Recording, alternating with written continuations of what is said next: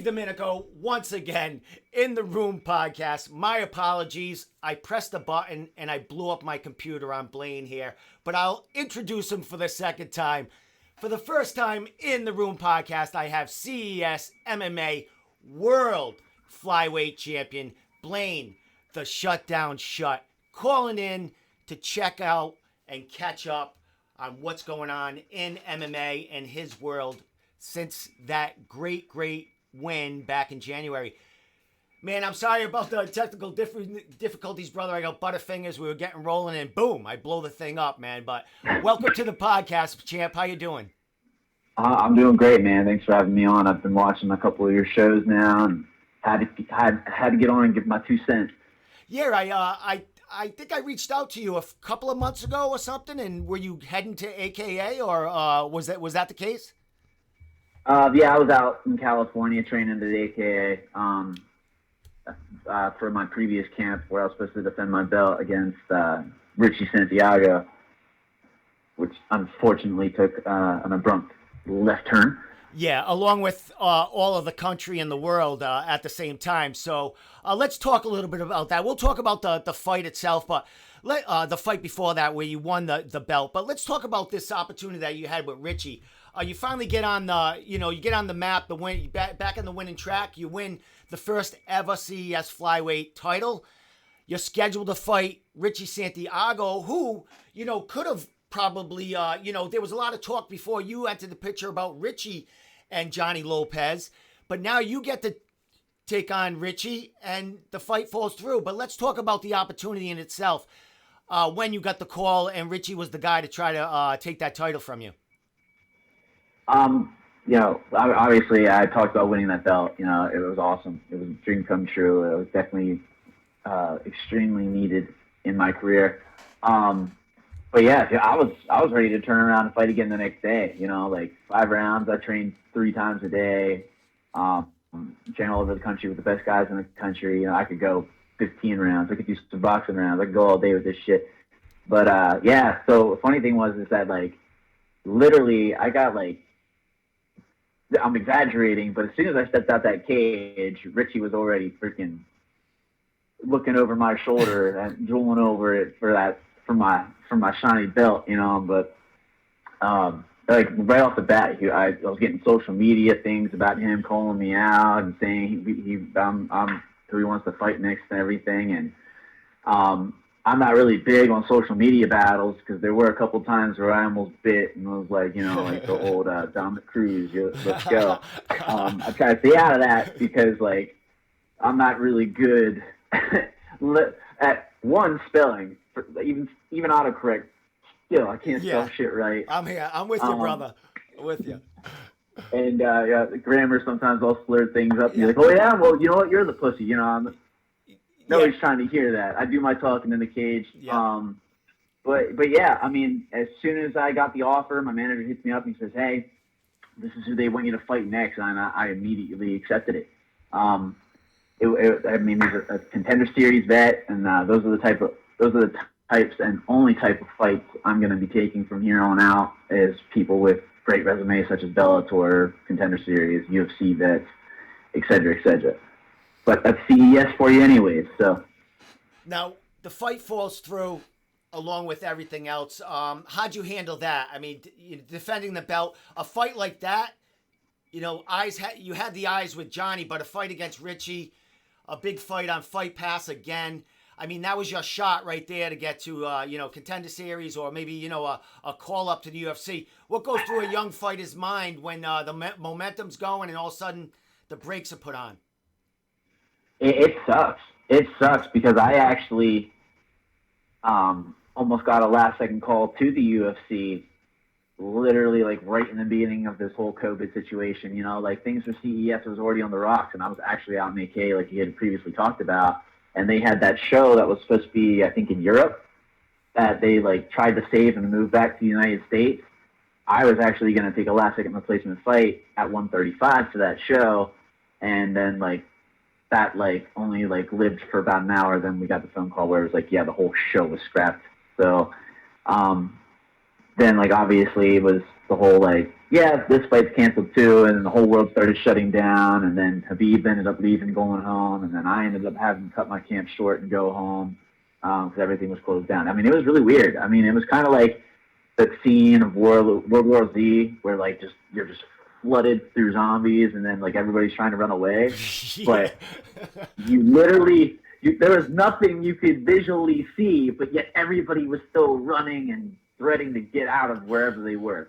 So it was a really awkward situation. It was really weird. It was very unfortunate, very saddening. Like you're saying, you know, I was on a run. I mean, I still haven't stopped, you know. So I'm ready to go last second anywhere. So I'm still training hard, you know, 3 times a day, hoping for like maybe a last second call or I mean, realistically, anything, you know, like a lot of guys are scarce right now, just nipping at the bit to get in the cage. I mean, it's really hard, too, though, to stay motivated and keep yourself in the gym, especially as hard as I am, for no apparent reason, you know, like I'm kicking my ass every day in a fight camp for no fight. I'm just trying to have my connections and my friends just keep pushing my name to these big shows to maybe somebody's finally going to be like, all right, finally. Let's do this, or CES is finally going to be like, all right, we're going to do this. Yeah. Let's get this done. Now, so, I mean, I'm just nipping at the bit. What were you doing was there any lull time when you really couldn't train during this pandemic, or did you always find a way to get work done? There was like a certain span of time when I first got home from California where my coaches here in the PA were concerned about the whole like zombiness of it all. So it was probably like a 2-week span where like I was literally doing nothing as soon as I got home besides like running and hitting the bag in my kitchen and stuff like that. But relatively quickly turn around, I was able to get into like my gyms and stuff. See, I have the added benefit of AKA is my only big gym that I'd go to. Yep. When back home in PA, I'm training out of a 2-car garage. It's just decked out into a gym or a small space between only a couple of fighters. So I was beneficial enough to basically be able to continue and train at my high level. Excellent. So getting ready, I mean, the fight was in April.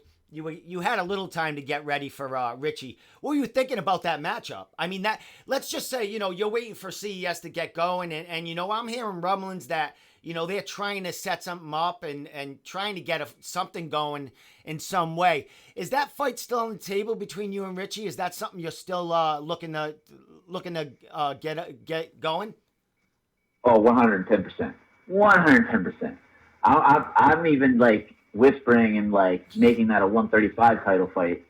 You know, I want to be champ at CES, and Richie's a top contender at 35. I don't need him to come down to 25. I'll go up to him. You know, I'm the best whichever weight I go. I'm pretty confident in that, and that's what I want to do anyways. Especially with like the UFC not necessarily showing 25 pounders much love. Yeah. I definitely feel I have to. Which I will defend my CES 25 flyweight belt. Don't get me wrong, but I think to really solidify myself to push more eyes on to me, I feel like I need to do something at 35 as well, just for like to cover my own end, being like, you know, he could last second fill in for this, or he could do that, because I can take care of my own 2 divisions instead of just being a sole flyweight where if that's what you are, they're not necessarily interested in just the flyweight. Yes, and you're through your career, you've bounced back. I mean, you fought at a higher weight, which it wouldn't be hard for you to make that jump. Now, as far as Richie coming down, I mean, it's harder for Richie to come to 125. You know, he was on the show Wednesday, and speaking to Richie in the past, he's not going to 125 unless it's a big fight. I mean, it's a big cut for Richie.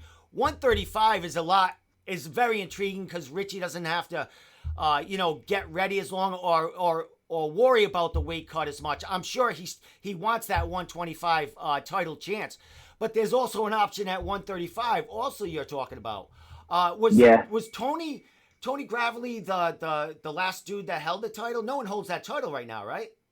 Yeah, I believe it's vacant right now. Yeah, last person to hold it was Tony, and I feel like I need to keep that in the family and bring that back with me. So like I'm hoping that they'll take me seriously and possibly give me a shot at that 35-pound belt. Excellent. Well, there's two options there. I mean, you got 125, you got 135, and both of them weight classes, Richie's there for you, correct? Correct. Awesome. I'm sure I mean, I think that is like actually like a matchup I'm super excited for because I don't think Richie is like spectacularly like what's the word I'm looking for? Make up one. Whatever. He's not like his striking is suspect. There you go. His striking I think is not great, and my striking is unknown to the eye pretty much. Like I haven't really showcased how good my striking really is, and my striking is on an elite level. It's just nobody's forced me to really use it yet. I had fun with it a little bit in my fight with Lopez. I licked him pretty good, had a couple combos and stuff like that, but I still didn't completely embrace my whole stand-up game other than just dominating in all aspects in that fight. But Richie, on the other hand, I just think he's a tough-ass dude. I think he's a tough dude. I think just that aspect of him just coming at me and forward and stuff like that, I think would be a really, really fun brawl. But where I think I will end up taking it and just being too much for him is I'm skillfully that much better than him, even though he might be equally as tough as me. But even though my toughness is probably still on another level than his too, he's just, in my eyes, from what I've seen, he's one of the tougher fighters I've ever wanted to fight or had the opportunity to fight or seen. And I really admire that about his skill. You know, he was getting his ass whooped by Georgie. He was getting tossed around like he was a rag doll, you know. And like I was like, this is very interesting. I mean, he took it out. He took it like a freaking champ, you know, and ended up turning the tables and flipping it on him. Shit, he was smiling at one point, and I fucking love that. You know, like I laughed my ass off half the time if I ever get hit. You know, like he just got that personality where if you get me and him in that cage, I just think we're going to be laughing our asses off at each other, fucking throwing haymakers, big slams, ground and pounding. I mean, I just think that's going to be a great-ass fight. And then, although I don't think it's going to go the distance, I definitely think I'm going to finish him. I'm going to finish anybody. The next person that steps in that cage with me, I don't care who it is, they're getting finished. I won that belt, but I'm a finisher, and I like to get shit done. And so I need to showcase why they call me the Shutdown, and I need to put on our show and fucking finish shit again.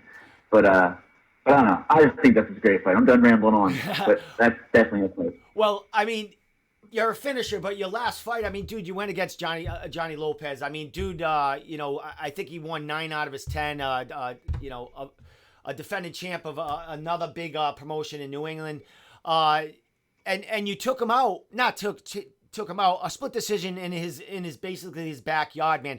What did you get out of that fight in a positive manner? I mean, you were coming off a loss against another stud, even a better stud. What did you and you know you made it through? And what did you learn from them past fights, especially this last one? Definitely don't let it go the distance again. A split decision. Johnny's a nice dude. That's exactly why his thing's that. But that fight, I am terribly sorry. That fight was not a split decision. That was easily unanimous decision. Easily unanimous. I can't even tell. Like the scorecards, like the one judge gave every single round to me. Then the second judge gave every round to him. I don't think I've ever seen that before. What was going through your mind? Because that was the first. The judge that had it for Johnny was the first one read, correct? The second one read. Oh, second read. The second one read, and like I've always fought the hometown dudes. So, and I've had a bunch of friends fight hometown dudes. So I've seen that if it's the hometown dude and it goes to decision, you're in for a ride, man. Because 90% of the time, just simply because he's a hometown dude, he's probably gonna get it. And it showed in him getting that split decision loss. Because they didn't want it to look that bad of him losing a unanimous decision to me, considering how blown up his record is compared to what mine was. Even though my 7-4 at that time, which I'm 8-4 now, is still respectable, especially with who I fought and who I've lost to, losing a split decision to me doesn't look as bad as losing a unanimous decision. But anybody that's seen that fight knows that damn was a unanimous decision. Like, I'm still mad to this day that anybody thought that was a split decision. I mean, again, I'm not besting on Johnny. If he wants to run it back, fuck yeah, give me that fight back again. He's not getting out of the first round. He is not getting out of the first round. I mean, I almost fucking twisted him. You know, I freaking Zoloft stretched him. I rode him for like a good 15 minutes. I tossed him feet over head. I beat him up. I think he hit me twice in that whole fight. I think he hit me twice. He got me with one knee and maybe a punch from me taking him down. The 5 times I took him down. I was never in any danger. He had me up against the cage? Shit, there was one point in time I probably could have just put my arm behind my head and pretended to sleep. Like, I'm sorry, I'm pissed about that fight. I'm so mad about that fight. I mean, you got your hand raised, a battle in there. You talk about running it back with Johnny. We got other guys in line, Richie especially. What do you think, Richie was in here Wednesday, and, there was some rumblings about CES. Is there anyone else, sending you emails? There's any other interest in you? Have you been reaching out to anyone else, or you just you just want CES when they're available, unless UFC or Contender comes calling? Yeah, I mean, obviously, I've been reaching out to the UFC and Bellator, ONE FC, Brave. I have a couple of friends reaching out to these matchmakers and promoters for me, but I guess I'm not getting any love or any interest back, because I haven't heard anything. My manager Perry Gibson, he keeps hitting up Croker at Bellator, and he's still. I guess they're not even getting back to him either. So I don't know. Again, I don't know if it's the flyweight situation, which I have stressed enough. I will go up to 35. I will go up to 45. I don't care. I just want to fight. I got bills to pay. Yeah. That's what I love to do. This sitting here is just this is wasted talent. Me not being able to step in the cage. This is. I'm what people want to watch. I'm the exciting fighter, and then it's really hardening on me, especially when I'm seeing 1-0 or 5-6 people getting to fight on a Bellator card, or 500 records getting to make a debut in the UFC or Contender Series. I'm like, are you kidding me? It's almost like a slap to the face. I mean, in this day and age, I get the whole, it's who you know, or how whatever the hell you get liked and everything like that. But, the only other person that I think has it worse than me is Sean Santella. I know he's had a couple opportunities, whatever the situation with that, whatever was. I'm terrified of following in his footsteps, which is why I'm really pushing to step up to 35, because, again, that comes down to the whole, he was basically only a 25-pounder, and these promotions such as Bellator and UFC, as much as UFC has a flyweight division, they really want that fluctuation of being able to go 35, and I think me being able to do that and have the availability to make that last second will benefit me in the end. There's that. Excellent. So let's get to that, heading to, AKA and stuff. How'd you get connected with them? I mean, you're from, you train in you're from Pennsylvania. How the heck did you get in touch with them and end up heading down there and spending time? So I run my own wrestling team. So we're not a club. So I run one of the top all-star teams in the country. So what I do is I recruit the best guys from the country, and we'll go to a dual tournament in whichever state, and basically bring the top tier guys and big names to this event, so other people will get all excited about coming there because this team's going to be there, and this team always brings the best. And it's just an added benefit too that we win everything.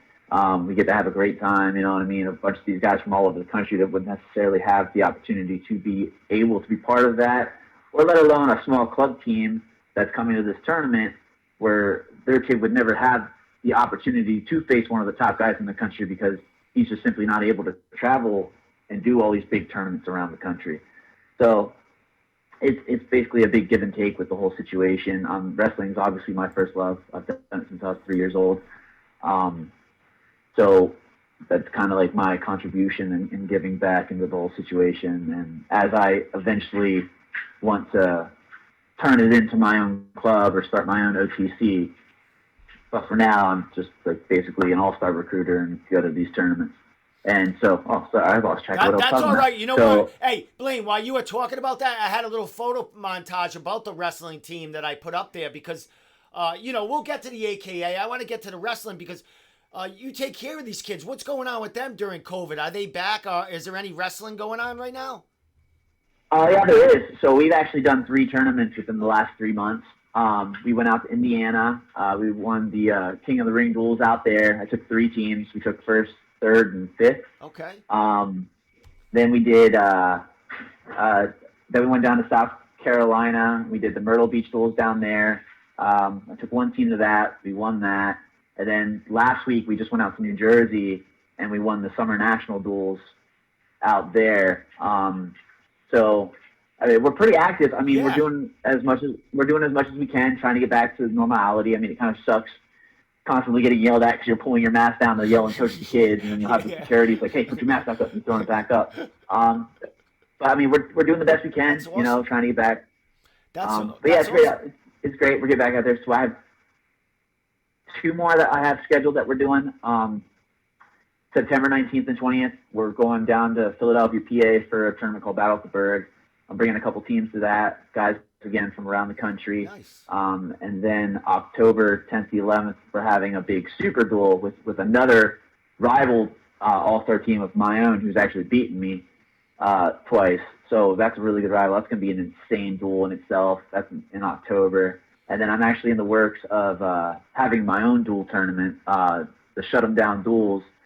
And that's going to be another national level where the best guys from around the country will be at, and hopefully we'll stream it live for the wrestling world to watch. So it's going to be a good time. But as in parents-wise, with me being a recruiter and not necessarily these guys being my club kids, which a lot of them actually do come and train with me. They stay with me for some periods of time and work out with me, and I train some of them actually. But they're hit or miss with each parent's reaction, because some of them are like, we're really worried about the traveling thing, or tournaments have been getting canceled at one period of time until we finally were able to make the push to actually have them. So realistically, there was a big, unknowing whether or not, if this tournament's actually going to happen, what are the safety precautions, what are the flight stipulations, and whether or not the parent's comfortable enough to actually allow them to go do this, because a lot of these tournaments are actually not allowing spectators either.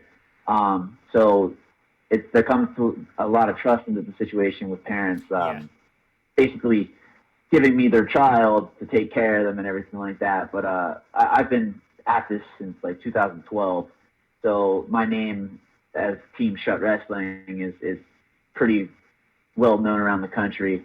But the funnier part is actually how I even started the whole situation. What the team, the club, or what? The team in general.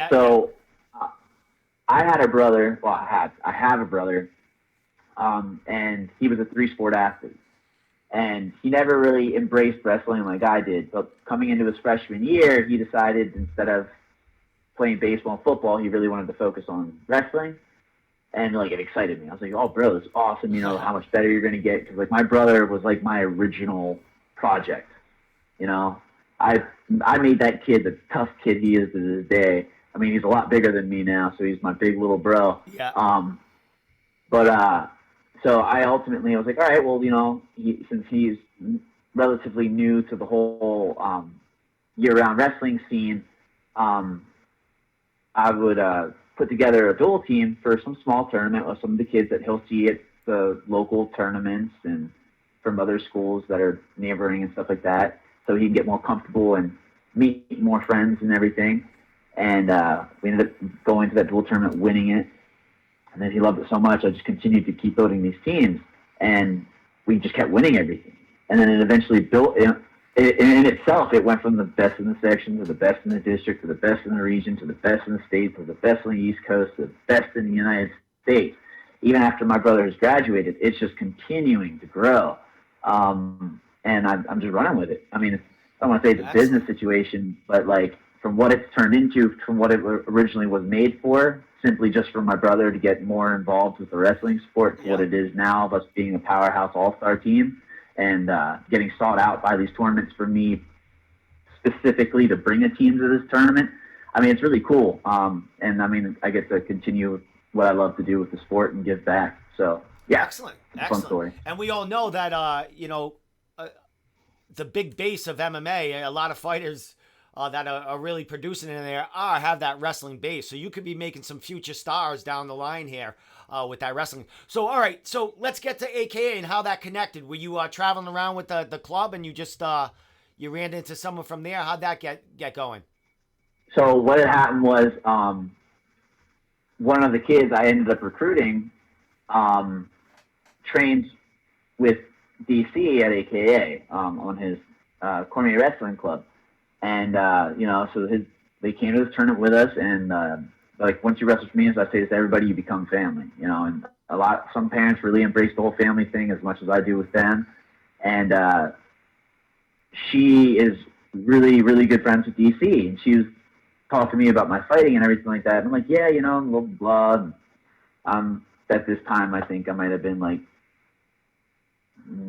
5-1 pro or something like that. And she was like, oh, well, you need to come out and I'll introduce you to DC and everything. And, I'm kind of like never really traveled outside of Pennsylvania and Virginia. Yeah. I mean, the biggest stars I ever met was Dennis Bermudez and Dustin Pegg as training partners, because I grew up falling into the sport from the same gym that they started at. Yeah. So DC was like the biggest name I ever met. So ultimately, from that connection of my wrestler and me, I flew out there for the first time. They put me up, took care of everything, and I got to go to the AKA for the pro practice. Literally, I got right off the plane, went straight to pro practice, and it was sparring. And Javier, who owns AKA, was like, hey, are you able to spar? I have one of my guys that has a fight coming up who's one of the top 25 pounders in the country. I'm not going to throw any names in there. I'm like, yeah, I'm cool. I'm going to spar. And I get like hit on the shoulder by one of my wrestlers there, and he's like, you need to do something here and put on a show. So his eyes are on. I'm like, all right. So I literally walk in there. I get all gloved up. I'm warmed up. I go in. They seclude us in a different room. So they take the pros that have fights coming up, and they take you into a completely different room where all the coaches are watching you. So Javi is there, DC is there, and a bunch of the other guys.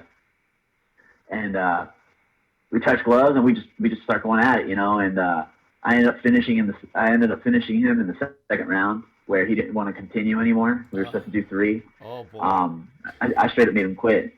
And from there, Javier and they just started embracing me right then and there, and it's the whole family situation. And now it's been 4 trips out there. I'll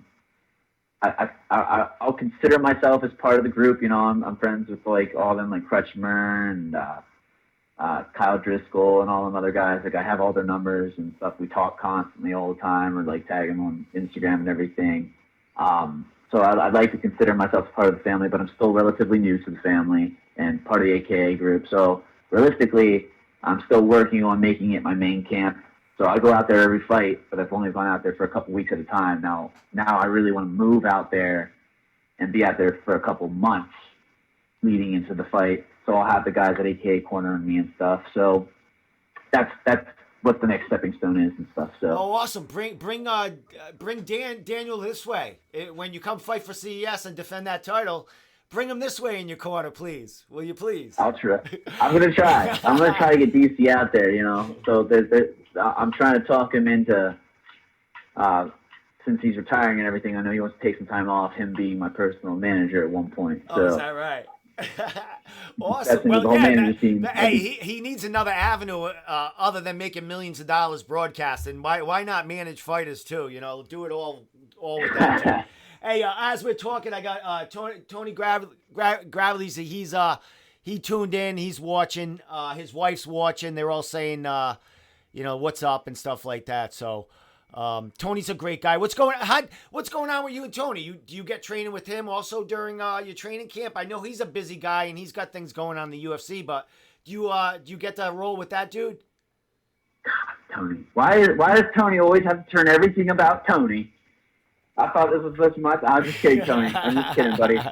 Yeah, Tony is a big part of my training camp. Usually, I would always go down to Tech MMA. It's part of my camp just as much as I would for AKA. And me and Tony would half the time just me and him ourselves just hash it out, jump rope for a fucking hour. I don't know why the hell that was a thing, but yeah, we jumped rope for an hour. Strength and conditioning, sparring, wrestling, everything. Tony, not only was Tony such a big part of training camps for me, but he's an incredible person himself. I consider him one of my best friends.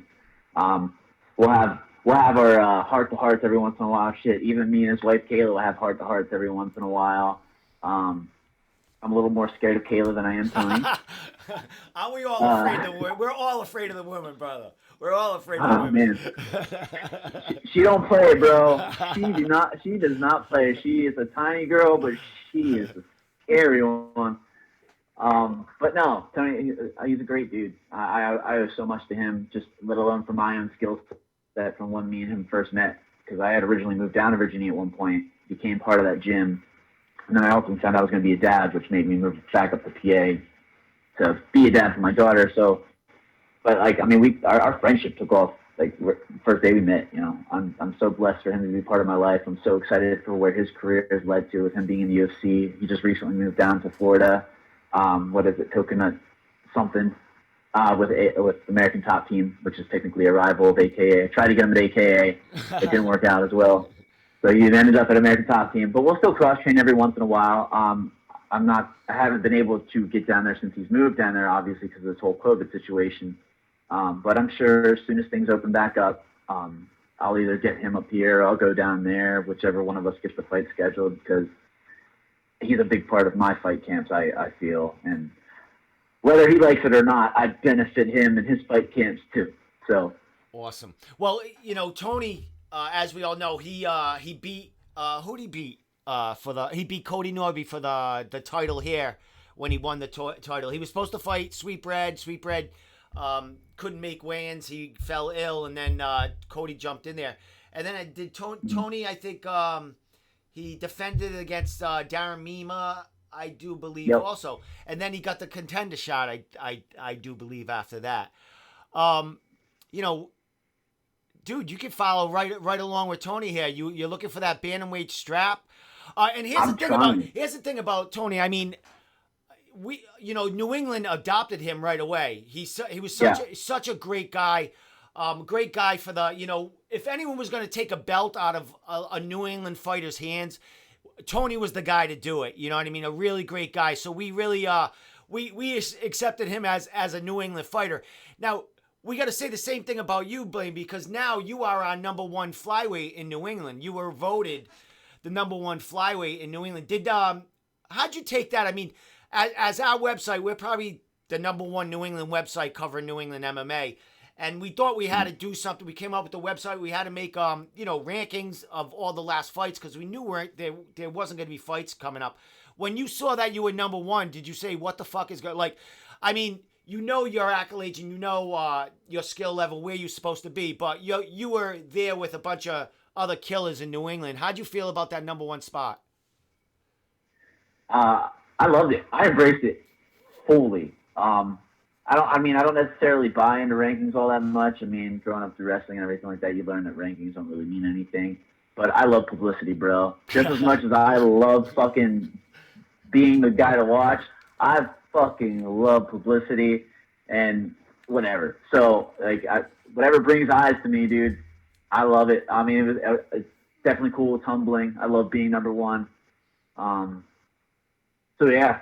It was awesome. It's cool. Excellent. Yeah, it was fun for us. I mean, it was, a tough job doing the rankings, but, now, you get that fight with Richie at bantamweight, you could be in them rankings too. I mean, Richie's ranked in both categories, flyweight and bantamweight. So my man, before I let you go, brother, I'm going to ask you two questions.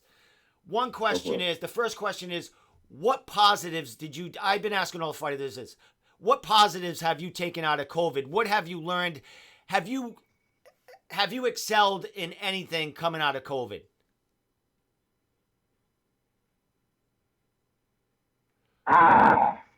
No. This was I. We got this is the first. All right, go ahead. First of all, I don't want to offend anybody, so please take this with a grain of salt. I think all this shit's fake. I'm not necessarily saying that it's not real to the fact that, like, hey, you know, like, if you're elderly or you have a weak immune system, you need to stay inside. You need to take the precautions. You need to wear the mask. I don't. I mean, life in itself is, I care about everybody in this world enough that I want to bring entertainment to you, but I don't want to bring an uncomfortableness to my own life, because for whatever it is with your situation of this pandemic that's going on, which doesn't make any damn sense to me other than it's just able to pass quickly or whatever the hell it is, it's the flu. You don't stop the damn world for the flu.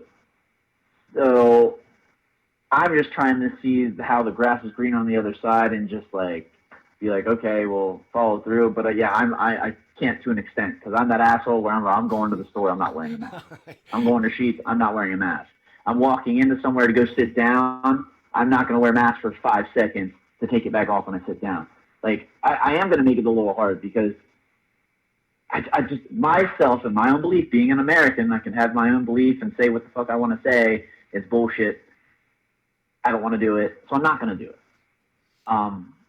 But I hope that whatever the hell your belief is, you do what you believe you need to do. I'm not going to sit here and say, oh, well, you're wrong, you're stupid for wearing that mask. Wear the mask. You feel like you need a mask? Absolutely fucking wear it. Well, I'm not going to. I mean, it seemed like you just lived life normally. I mean, except for a couple of, stores and things shutting down, man. It's great that you kept pushing through. Last question, my friend. What do we expect to see from Blaine, the Shutdown Shutt next fight? And hopefully it's going to get, I would imagine it's going to be against Richie unless something happens for him drastically. But what do we expect to see out of you, bro? Oh, they're gonna. It's gonna be a fucking jump up and be like, oh, situation, because I'm gonna let these hands fucking go. I don't care if I get knocked out. I'm letting these hands fucking go, and somebody's fucking gonna drop. So, I mean, I gotta have some type of fun with this, and this whole COVID situation is just getting annoying, and I'm getting impatient waiting for the UFC and shit to call. So, like, if I gotta just start throwing my damn hands like a heavyweight until somebody hits the goddamn floor to get a freaking call to a big show, then that's what I'm gonna start effing doing. Because apparently being a God, why can't I ever think of this? But like a precision striker or like an incredible grappler or a great BJJ artist, I don't know why we're not getting enough love. Because I think my transitions, I think I'm fun as shit to watch. But apparently people at home just want to sit there and watch people swing their hands like cavemen. So fuck it. If that's what they want, I'll go at them. But I will say this. Odds are, if I do get hit back, all that shit's going to get thrown out the window and I'm going to shoot and I'm going to go back to it. But just know I care enough that I am going to try to just swing like that for the fences. Sounds good. I'm going to knock. Somebody's getting knocked the fuck out. Awesome. Well, your next... Whether it's Richie or Lopez or whoever the hell it is, we can have a beer after the damn fight. But as soon as that cage door fucking shut, I'm going to fucking try to end your career. Well, awesome, brother. Here's what you should be doing. Contact CES because, there's some rumblings. They're a big organization. They have Fight Pass. They're going to be getting something going, hopefully before the end of the year. So they're going to be calling you, brother. I know it's going to be happening. So glad you're staying ready. Glad you're there and glad you're excelling. Even though there's not fights going on, you're ready to rumble when it's going. Any sponsors, anything, any shout outs you want to throw out there before I let you go? Yeah, definitely. I want to shout out to my family out in California, a.k.a. the Lunas, all my teammates out there. Obviously, Tony, Kayla, love you guys. Hart, I love you, Hart, yeah. My daughter, obviously. Then there's this girl I like, but... That's another show. That's awesome. But yeah, other than that, you know, my gym, Manny Rose Boxing, my teammate, and the other gym I train at, Moser's Mat Club, giving me a home, whatnot, to hone in my ground game, whatnot, and becoming part of the situation out there that's growing. Elite Energy, Dependable Solutions, Burro Bar and Grill. Thank you guys for always having my back and helping me get out to California, because it's not a cheap trip. Well, flights are not cheap. Well, they are now, but they weren't when I was going out there. But yeah, there's that. So follow me on Instagram, Facebook, etc. And to my daughter, again, I love you very much, Allison. I'm sure you'll see this at some point in time in your life when you go back to school and for show and tell and say, yeah, my daddy was a professional world champion, and then you can like record this back. Awesome. I'll be in it. And to the girl, yeah, you will be in it. And to this girl that I'm kind of obsessed with right now, call me. I wish I had that song loaded in. I would have started playing it, man. Good. Hey, my friend. Yeah. Blaine, it's been a pleasure, man. First time talking to you, man. I've been waiting to talk to you. I was hoping it was going to be with the matchup with Richie. We were going to get in it. But, down the line, we'll definitely do it. Richie's open to, he's actually open, if the matchup is set and we have a date, he's open to an open podcast with you guys just chatting about it. Down that'd the be line. fucking fun. Yeah. I watched your show with him on Wednesday. He seems like a cool dude. Yeah, which he's is a why really I kept good my guy. shit talking to a minimum. Yeah. He's a good guy. So, Yeah, we'll definitely have you guys both on. If not together, we'll do something separate and hype this fight up big time. But absolutely. Like I said, champ, Yeah. stay on social media, watch CES, maybe whisper in their ear if anything's going on. So, because we need fights here in New England. We need something going on, bro. I agree, bro. I need to get in there. All right, my friend. Now we got to tune. We're going to be getting out of here because LFA, one of our fighters, Joe Giannetti, is fighting, headlining main event there. So with the Room Podcast, thank you so much, Blaine, the Shutdown Shutt, CES, MMA, Flyweight, World Champion, ready to get back in there against Richie Santiago, either at 125 or 135. It don't make a difference, but this guy wants 2 titles. So we'll see what happens. Yep. Blaine, stay there. I'm going to just connect off, and I'll talk to you for a second. So we out of here, folks. Good. See you next week.